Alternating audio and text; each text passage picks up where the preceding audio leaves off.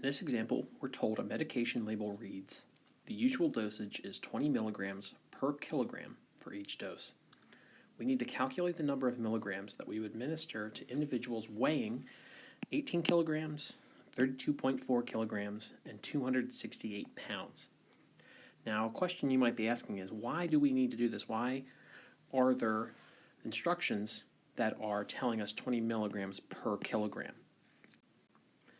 If there weren't instructions, then depending on how much the patient weighed on the label, we would have to have instructions for, give this amount of milligrams for a patient weighing 18 kilograms. Then for 19 kilograms, give this. For 20, give this. So otherwise, if we didn't have something generic like this, and we call this generic, we can customize it for our patient, we would have a huge list of different weights and the amount of medication to give. So instead, we keep it general, and it requires one quick calculation to determine the number of milligrams for our patient, depending on their weight. So the first example is 18 kilograms. And the patient weighs 18 kilograms, and we know the ratio. They need to receive 20 milligrams for 1 kilogram that they weigh. So one way to approach this would be to use a proportion. This is the ratio that needs to hold, 20 milligrams for every 1 kilogram. And we need to look for an equivalent ratio where we don't know the number of milligrams, and the patient weighs, in this case, 18 kilograms. So we can solve this using any of the three methods that we've learned so far. We could do cross multiplication. I see here that the number of kilograms to milligrams is just being multiplied by 20. So I can do the same thing here and do 18 times 20, and that's going to give me 360. That's the number of milligrams this patient needs to receive, 360. We can also use dimensional analysis, and let's do that for this example.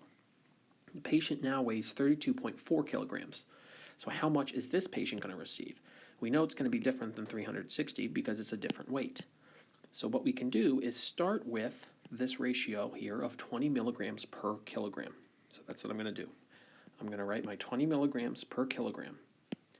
And what we need to do here is essentially eliminate this kilograms.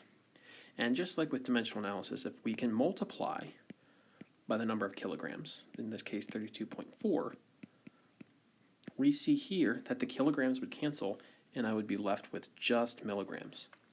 Now this is a little bit different than we've seen dimensional analysis in the past because we're not actually converting kilograms into something else, we're just canceling it out. So that's why we're multiplying.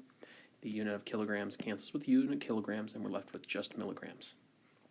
And when you multiply those, you get 648.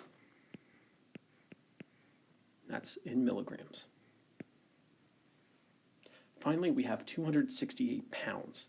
Now, the first thing we need to do, obviously, is if we are given the ratio of milligrams per kilogram, this patient's weight needs to be converted into an equivalent number of kilograms. It's the only way we'll be able to cancel out this kilogram. And I know that I can cancel 268 pounds.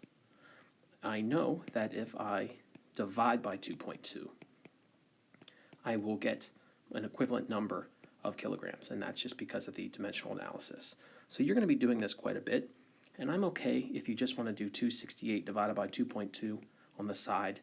That would be fine if you want to just do that. You don't have to show dimensional analysis every single time. But if you're unsure of why you're dividing, I would encourage you to use dimensional analysis or set up a proportion.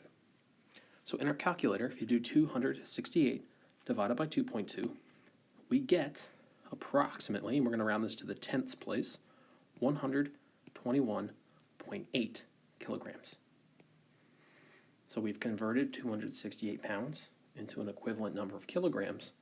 We can now use that to cancel out the kilograms. If the patient is receiving 20 milligrams for every 1 kilogram, let's multiply by the patient's weight, and that will customize this dose for the patient weighing 121.8 kilograms.